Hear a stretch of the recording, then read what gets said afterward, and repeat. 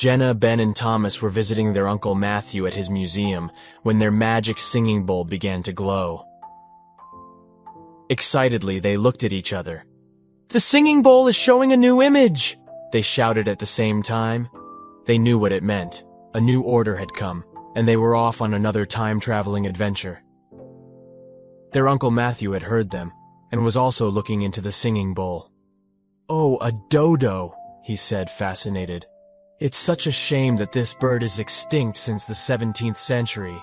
You have a unique chance to see a real dodo." He went into his office for a moment, and came back with an old-fashioned camera. "Here, could you take a picture of the dodo on your trip? I'd be 1,000 times grateful." The children nodded with smiles. "Great. And in the meantime, I'll keep thinking about where the destinations in the bowl come from. There must be something behind the singing bowl, but it may take me a while to figure it out." He scratched his chin. "Anyway, just be careful. Remember, the bowl will bring you back any time." The children promised to be mindful. They searched until they found the Mauritius showcase, and the singing bowl hummed louder the closer they got.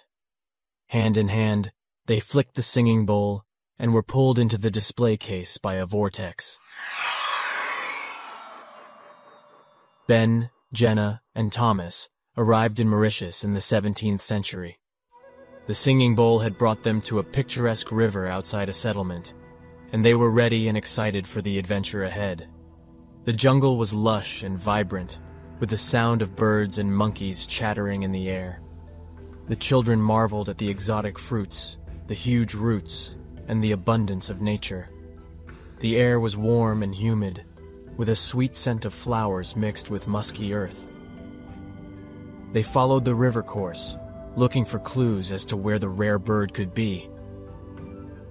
Suddenly, Ben stopped and pointed ahead. "Look!" he said. "I think I see a trail of a large bird. Maybe it's the dodo." Jenna and Thomas looked around in awe. "But how do we know it's the dodo?" Jenna asked. "Dodos can't fly. They're about 1 meter tall, and they're not shy," Ben explained. He was excited. They were on the right track. Thomas grinned. "Fortunately, we have our nature nerd. Let's follow it." The 3 children followed the trail carefully, Ben leading the way. As they made their way through the jungle, they helped each other across rivers, slopes, and huge roots. They had to dodge branches, climb over rocks, and navigate their way through thick vegetation. They even swung on vines over cracks in the earth. From afar, they heard the call of animals that only existed in Mauritius, and tasted exotic fruits as they explored further into the jungle. The sun shone through patches of foliage. Small rays of light dappled their faces as they passed under trees covered with bright green leaves that rustled softly in the breeze. The ground beneath them squelched as mud seeped between their toes.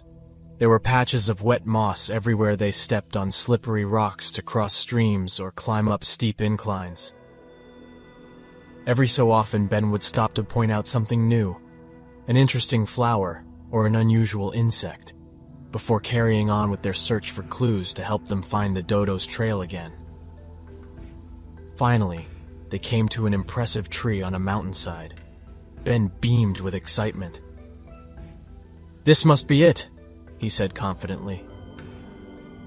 Suddenly, they heard another voice coming from the valley below them, a European in 17th century clothing, with a telescope and weapons. "It's a hunter," Ben said with fear in his voice. "We must find and protect the dodo." The children hurriedly hid and peered through bushes into the valley, where they saw the hunter. Jenna quickly devised a plan. "All right, listen up. We have to distract him. One throws stones into a bush, and the others follow the trail to the dodo and cover the tracks," Jenna explained. The 2 boys nodded. Thomas grinned. "Sure, boss." Jenna rolled her eyes and ignored him. "Thomas, you are the fastest and can throw the farthest. Ready?" asked Jenna. Thomas crept forward as quietly as he could, gathering some rocks from the ground as he went. He carefully aimed his throws and sent a few stones flying into a nearby bush, making sure to keep his distance from the hunter. At first, it seemed to work. Thomas threw some stones in the distance and the hunter ran off in that direction. But he soon spotted Thomas and gave chase. Jenna and Ben ran away too, following the Dodo's trail and hoping not to be followed. As they darted through the dense jungle, their hearts raced with fear and excitement. The air was hot and heavy with humidity. Sweat trickled down their faces as they ran desperately towards safety. Every so often they heard a twig crack or a branch rustle behind them. Was it the hunter? They scrambled over tree roots, trying to stay quiet while still making progress in their search for clues. Finally, they broke out of the jungle and saw a beautiful plain with a lake in front of them, behind which a mountain range rose. The trail led down a slope.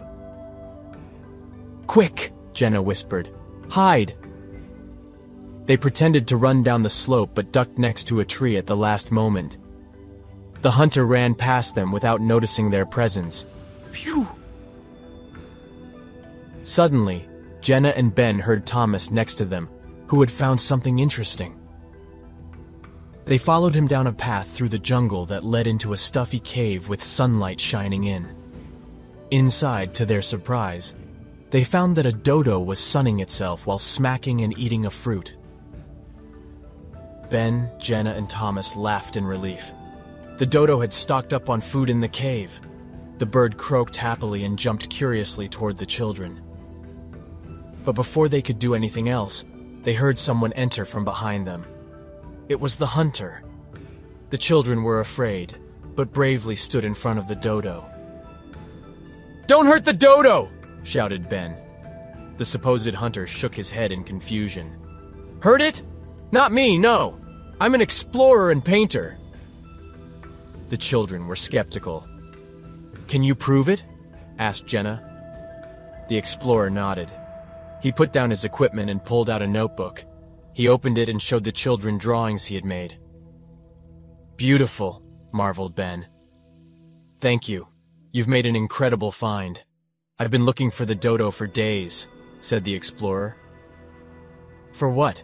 asked Jenna, still unconvinced. "To paint him, of course," replied the explorer. "But who are you? What are kids doing in this place?" he asked. Ben wanted to explain that they were time travelers, but Jenna stopped him at the last moment and gave him a look. Instead, she said defiantly, "We're from the settlement and we've been playing here." The explorer marveled. "Pretty far away. Were you throwing those rocks at me earlier?" Thomas muttered, "No, not at you." He scuffed his feet in the dust. The children looked at each other and whispered briefly. Jenna stepped forward. "Okay, we have a suggestion. You get to paint the dodo, and in return you forgive us for throwing rocks near you. But we'll keep an eye on the dodo." The explorer smiled nicely and agreed. He took out his sketchbook and set up his easel and materials. As he started to draw, the children watched intently, mesmerized by his skill. Thomas asked him questions about his technique as he worked, and Ben couldn't help but admire his skillful use of colors. He carefully captured every detail of the bird's beauty on paper. It was a magical moment, and they felt proud of their accomplishment. When the explorer saw the children playing with the dodo, he smiled and said, "What brave little heroes you are! I was asked to paint the dodo, so it won't be forgotten, as beautiful as it is. You know, it's the last one of its kind. All the others were hunted down." Ben admired the dodo and said, "How could anyone want to hunt you? You're so sweet and nice." The dodo squawked in agreement. The explorer said, "Well, it seems to like you. I'm glad you three are here to appreciate this special bird. We should all take time to enjoy nature and its beauty before it's gone." The explorer thanked them for their help and wished them luck on their journey back home. Then he returned to his work, carefully shading each feather with precision. After a few more minutes of concentration, he finally put away his supplies and the children prepared to leave as well. Jenna looked back at the Dodo before they left and said, "Goodbye, friend." The children took their photo, flicked against the bowl, and returned to their time, unnoticed by the researcher. They were relieved and thrilled, feeling proud of what they had achieved together. Uncle Matthew greeted them joyfully, but his eyes widened when he looked behind the children. A happy cawing sounded. The Dodo had come with them. Jenna, Ben, and Thomas couldn't believe it. "It's a female bird. Let's call her Kiki," said Thomas. But Uncle Matthew was reluctant. He told them he wanted to find a way to bring the Dodo back to his own time.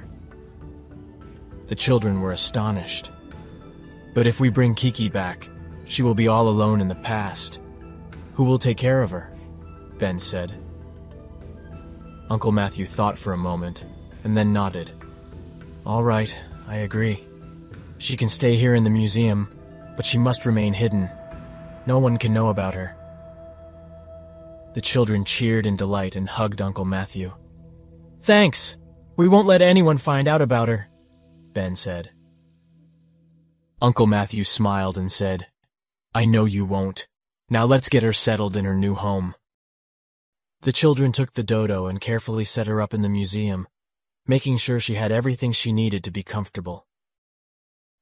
As they left, Kiki gave a little coo of contentment. The children smiled and waved goodbye, happy that the Dodo was safe and sound in her new home, the Time Treasury.